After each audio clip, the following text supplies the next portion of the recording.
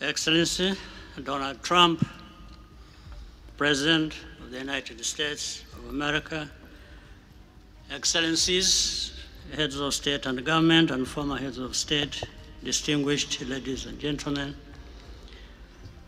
I want to begin with some words of thanks. Nyakubahwa Donald Trump, Perezida wa Leta Zunze Ubumwe za Amerika, banyakubahwa abaperezida b'ibihugu na za guverinoma n'abahoze ari ba perezida, banyacyubahiro bagore namwe bagabo. Reka ntangize amagambo yo gushimira. Icyambere ndashimira abagenzi banjye ba perezida b'ibihugu bya Afrika, kuboneka kwanyu hano bigaragaza ko ibigeragezo dufatanyije bifite ubufasha bwagutse kandi bukenewe kugira ngo bigere ku ntsinzi. Ndashimira kandi Minisitiri w'Ububanyi n'Amahanga uhagarariye nyiricyubahiro Emiri wa Katari, uruhare rwa Katari rwabaye rw'ingenzi cyane mu kudufasha kugera kuri uru rwego tugezeho uyu munsi.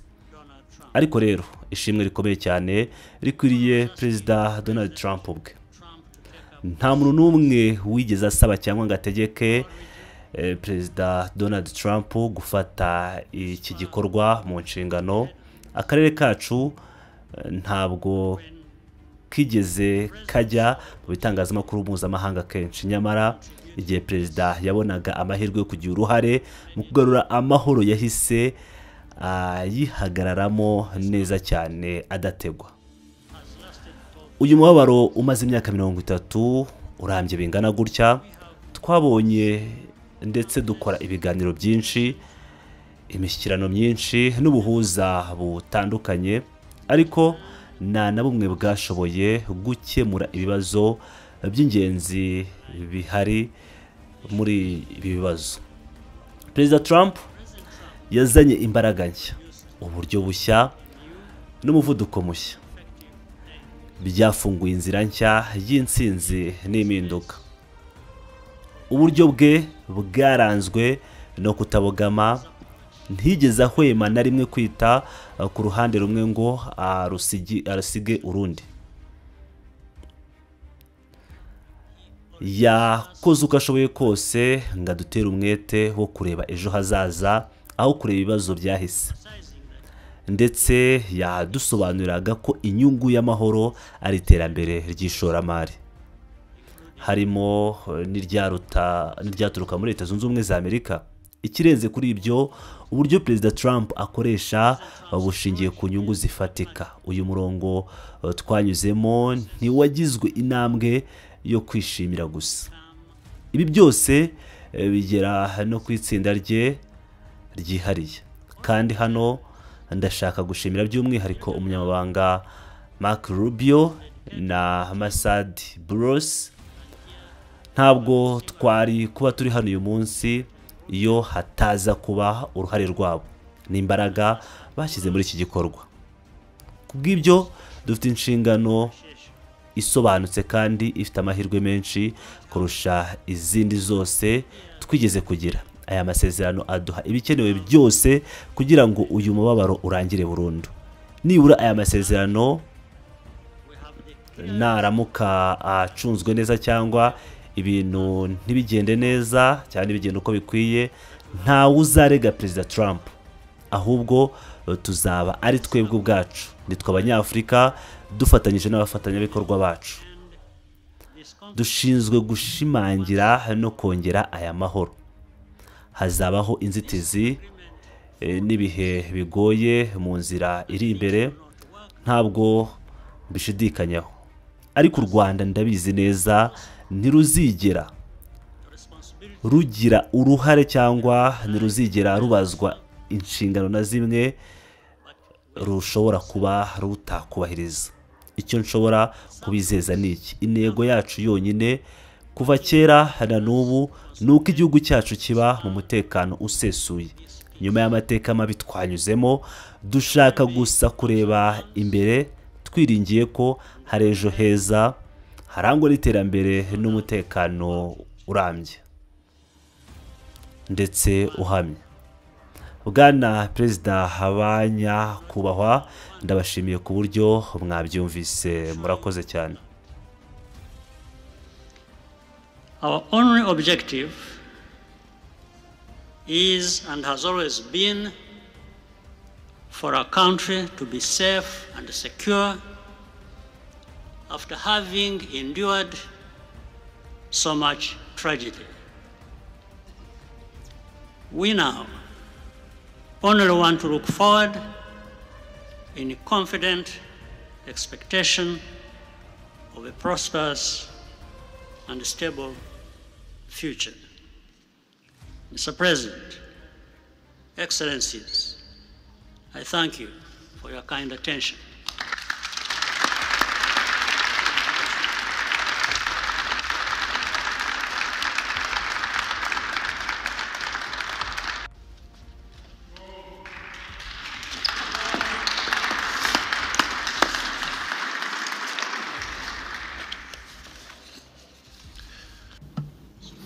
Mr. the President of the United States, Donald Trump. Bwana Perezida wa Leta Zunze Ubumwe za Amerika Donald Trump, banyacyubahiro bagore namwe bagabo bagize intumwa z'ibihugu bitandukanye, nk'uko tumaze gushyira umukono wacu ku nyandiko ishyiraho amasezerano ya Washington agamije amahoro n'iterambere kubw'abaturage ba Repubulika ya Demokarasi ya Kongo magarariye hano, ndabashimiye cyane ndetse nkaba mfite ibyiringiro bikomeye. Icya mbere ndashaka kubivuga mu buryo bw'icyubahiro gikwiye.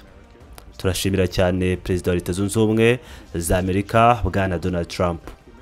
Ndashimira kandi inzego z'ubuyobozi za Leta Zunze Ubumwe za Amerika ndetse nkaba nanezezwa no gushimira abaturage ba Amerika ku ruhare rukomeye bagize mu koroshya no gutuma habaho ubushuti n'ubufatanye hagati ya Repubulika ya Demokarasi ya Kongo n'iy'u Rwanda. Ku bw'ayo mashimwe nkaba nongeraho abafatanyabikorwa bose bo mu karere ndetse n'abandi ba mpuzamahanga kuko kubera kwitanga kwabo no gukomeza gushyira imbaraga muri urugendo babashije gutuma ubu ari igihe cy'ingenzi cyabayeho mu nzira igana ku mahoro arambye. Mbere na mbere hano dufite Perezida Joao Emmanuel Lourenço, Perezida wa Angola, akaba n'uyoboye umuryango wa Afurika yunze ubumwe muri iki gihe. Tukagira kandi uwahoze ari Perezida wa Kenya Uhuru Kenyatta, ndabona ari hano muri iki cyumba. Aba banyafurika babiri barakomeye cyane, nibo bari ku ikubitiro cyangwa ku ntangiriro y'ibi bikorwa bashyizeho amasezerano ya Rwanda n'aya Nairobi. Kandi nyuma yaho ndashimira kandi abayobozi bose ba Afurika bagize uruhare mu kudufasha muri uru rugamba. Ndizera ko kuko tugeze ku mpera z'uru rugendo, amasezerano ya Washington sandi masezerano yongeye n'impinduka ikomeye mu mateka, ahuza mu buryo bunoze itangazo ry'amahame y'amasezerano y'amahoro hamwe n'inyandiko yerekeye uburyo bw'akarere. Uru rwego rwo kubaka ubukungu bw'akarere tugamije guha abaturage bacu bose imyumvire mishya, icyerekezo gishya, aricyo kuragiza burundu umuzi w'ibibazo. Ibibazo bijyanye na violence, kwimurwa ku gahato, kutizerana no kwitana ba mwana kugira ngo dutangire igihe gishya cy'ubushuti, ubufatanye n'iterambere rusange. Ku ruhande rwacu, Repubulika Iharanira Demokarasi ya Kongo ifatiye umwanzuro ku mugaragaro wo gushyira mu bikorwa mu budahemuka bwuzuye inshingano zose zikomoka kuri aya masezerano. Tuzabikora tubishyizemo ubushishozi, umwete n'ubunyangamugayo, kandi duhora dufite imbere yacu amahoro n'umutekano by'abaturage bacu, ubumwe bw'igihugu cyacu n'ubusugire bw'ubutaka bwacyo. Twizeye ko mu rwego rumwe Repubulika y'u Rwanda izubahiriza ijambo n'umwuka by'amasezerano twagiranye hano i Washington. tukaba turambuye ukuboko twifuriza ubufatanye bw'amahoro bushingiye ku kubahana, kutivanga mu bibazo by'undi no guhuza imbaraga mu kurwanya imitwe yitwaje intwaro, guhagarika inkunga yose igenerwa imbaraga zisenya no gutangira urugendo rushya rw'iterambere ririmo ubutabera n'imigabane ingana ku baturage bacu bombi. Ndizera ko uyu munsi ari itangiriro ry'inzira nshya, inzira igoye y'ukuri kandi isaba byinshi, kandi ntabwo yoroshye, ariko inzira aho amahoro ataba icyifuzo gusa ahubwo abiminduka nyazo. Repubulika Iharanira Demokarasi ya Kongo izakora uruhare rwayo mu bwubahane bwuzuye, mu bwitange ndetse no mu gukomeza, kandi ifatanyije n'abafatanyabikorwa bayo. Tuzakomeza kuba maso, dukurikiranira hafi ibishobora kubangamira aya masezerano, ariko ntituzaba abateza ibibazo cyangwa abatazubahiriza aya masezerano. Tuzaba abareba ibintu uko biri, ariko kandi dufite icyizere gikomeye. Aya masezerano ya Washington y'amahoro n'iterambere agomba kuba ikimenyetso kidahinduka ku baturage bacu, kitandukana n'amateka y'amakimbirane no gufungura igihe gishya cy'ubufatanye n'amahoro arambye mu karere kose. Murakoze.